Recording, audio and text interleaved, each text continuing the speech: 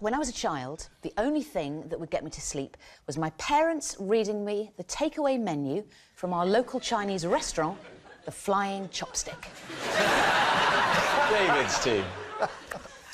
At what age was this? I'd say it kicked off at 7 and probably lasted about a year. Was it read out in any type of accent? No. Well, my dad... Would you say any type? Any type. There's one specific one.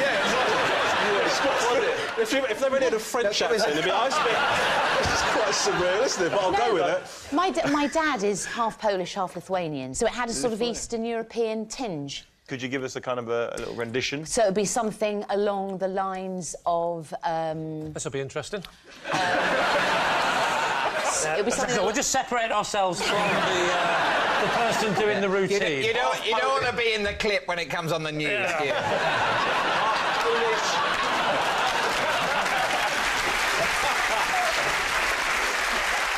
So Dad would say, for example, black bean with chop suey, something like that. Black bean. Was your dad the fella from Sesame Street? One pork balls. Two lovely pork balls. You know, lychee for the end of the menu. Lychee, that's the Yeah, way I know that. Lychees. The Flying Chopstick, they just serve a single lychee, don't they? Lychees. It was the staple. It was the 70s. Things were a little bit sparse then. It was Wilson's, you know, things are hard. I can't remember his speech, but you know the one I mean. Things are terrible. Wilson's things are hard. Wilson's things are... Harold Wilson, things are hard. We've only got lychees. Things are hard. We've only got lychees, guys. How far into the menu would you drift off? That's a very good question. That's why I asked it. Yeah. My eye would be sort of fully open, like that. A little bit like... Just one eye open. One eye open, always looking, always just checking. And then I would say, by the end of the first page, the eye would be down. So you used to go to about sleep page. half a face at a time? Can you remember the first time that this happened? It would have been... I think it was on a Friday night. Mum and Dad would have been entertaining, and I laughed a lot and then fell asleep. So what do you think, then? David Hay, how is this striking you?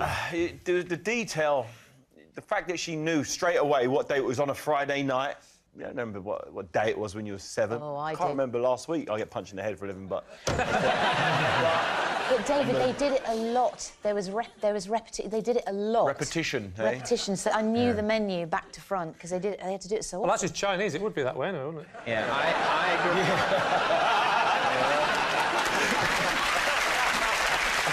Romesh, what are you thinking? I think it... I don't buy it. David, actually, you've got two Davids. We'll call you the Haymaker and the Librarian. What are you thinking, David? Well, I think I don't believe it. You realise, I like the system you've got there. We're going to call you the Haymaker and the Librarian. So what do you think, David?